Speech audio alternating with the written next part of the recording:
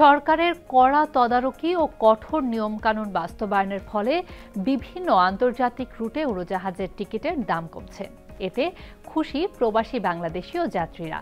আকাশপথে যাত্রীদের স্বার্থ রক্ষায় উড়োজাহাজের টিকিটের অস্বাভাবিক মূল্য বৃদ্ধি প্রতিরোধে 10টি নির্দেশনাও জারি করেছে সরকার, যার ফলে অনেকটাই ভেঙে গেছে মুনাফালোভী এয়ার টিকিট সিন্ডিকেটের তৎপরতা।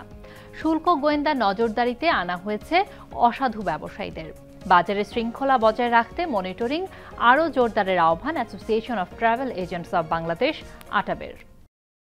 এয়ার টিকিটিং ব্যবসায় শৃঙ্খলা ফিরিয়ে আনার পাশাপাশি এই সেক্টরে সিন্ডিকেট ভাঙতে যাত্রীর নাম, পাসপোর্ট নম্বর ছাড়া অগ্রিম গ্রুপ টিকিট বুকিংয়ের কার্যক্রম বন্ধের নির্দেশ দিয়েছে সরকার, যার ফলে আন্তর্জাতিক রুট ভেদে টিকিটের দাম কমেছে 50 থেকে 60 ভাগ।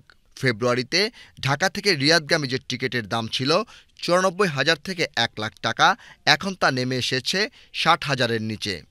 সরকারি এক তদন্তে আন্তর্জাতিক 11টি এয়ারলাইন্স ও তাদের জেনারেল সেলস এজেন্ট বা জিএসএ এবং 30টি ট্রাভেল এজেন্সির বিরুদ্ধে ব্যাপক হারে টিকিট মূল্যের কারসাজি ও প্রতারণার অভিযোগ উন্মোচন হয়। এতে সবচেয়ে বেশি ক্ষতিগ্রস্ত হন বিদেশগামী বাংলাদেশি শ্রমিকেরা। আশার কথা, এসব এজেন্সির bank transaction history O account statement চেয়ে চিঠিও পাঠিয়েছে জাতীয় রাজস্ব বোর্ড এনবিআর। আমাদের দেশে দীর্ঘদিনের একটা প্র্যাকটিস ছিল যে যাত্রীর নাম ছাড়া, পাসপোর্ট নাম্বার ছাড়া বুকিং করা হতো এবং এইভাবে শত শত টিকিট বুকিং করে রাখা হতো। আর এই বুকিংগুলো 30 থেকে 40টা এজেন্সিকে দিয়ে দিত এয়ারলাইন্সগুলো। যাদের কাছে ডিমান্ড নাই তারাও কিন্তু এভাবে টিকিটগুলো নিয়ে মজুত করে রাখতো এবং আর্টিফিশিয়ালি টিকিটের দামটা বৃদ্ধি করা হতো। গত 11 ফেব্রুয়ারি সরকার যে নির্দেশনা প্রদান করেছে তার মাধ্যমে নাম ছাড়া, পাসপোর্টের কপি ছাড়া কোনো যাত্রীর বুকিং করা যাবে না। এই নির্দেশনার ফলে অলমোস্ট 60 to 70% কিন্তু ক্রাইসিসটা মিটে গিয়েছে। যে কোনো সেক্টরে স্বচ্ছতা প্রয়োজন, জবাবদিহিতা প্রয়োজন, সে যেই হোক না কেন।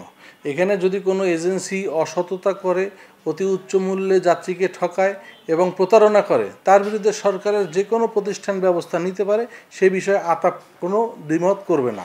তবে দুর্ভাগ্যের বিষয় হলো সত্যি, অনেক বিদেশি এয়ারলাইন সরকারি এ নির্দেশনা মানছে না। ফ্লাইট কমিয়ে কৃত্রিম সংকট তৈরিতে উঠে পড়ে লেগেছে। টিকিট সিন্ডিকেটের সদস্যরা ভুয়া বিমানযাত্রী সাজিয়ে বেশিরভাগ টিকিট গ্রুপ বুকিং দেওয়ায় প্রকৃত এজেন্সি ও বিদেশগামী যাত্রীরা টিকিট পাচ্ছেন না। আর এ সংকটের সুযোগে সিন্ডিকেটের সদস্যরা উড়োজাহাজের ভাড়া কয়েক গুণ বাড়ানোর চেষ্টা চালাচ্ছে। এমনই প্রেক্ষাপটে association of travel agents of Bangladesh ATAB নেতারা সরকারের নজরদারি বাড়ানোর দাবি জানান। একটু শক্তভাবে সরকার যদি এই পরিপত্রটা ইমপ্লিমেন্টেশনে যায়, তাহলে ট্রাভেল এজেন্সি যারা আছে, সাথে সাধারণ মানুষ সবাই কিন্তু উপকৃত হবে। কারণ এখানে বেসামরিক বিমান চলাচল কর্তৃপক্ষ কোন এয়ারলাইন্সকে কয়টা স্লট দিয়েছে, সেই অনুযায়ী এয়ারলাইন্স ফ্লাইট অপারেট করছে কি না বা কী করছে, এয়ার সার্ভিস এগ্রিমেন্ট কি বলে, সব কিছু আসলে এখন পর্যালোচনা করা দরকার। পর্যালোচনা করে সরকার সঠিক সিদ্ধান্ত নিলে তখন কিন্তু এই যে আপনার সাপ্লাই কমায় ফেলা বা এই আর্টিফিশিয়াল ক্রাইসিস তৈরি করা, তখন কিন্তু এক পক্ষ এটার সুযোগ পাবে না। তো এই ক্ষেত্রেও বেসামরিক বিমান চলাচল কর্তৃপক্ষকে অনেক স্ট্রিক্ট মনিটরিং করতে হবে। এয়ার টিকিট সিন্ডিকেট ভাঙতে আয়কর গোয়েন্দাদের মাঠ পর্যায়ে কার্যক্রম চলমান রয়েছে। ইতিমধ্যে একটি জিএসের ব্যাংক অ্যাকাউন্ট ফ্রিজ করা হয়েছে।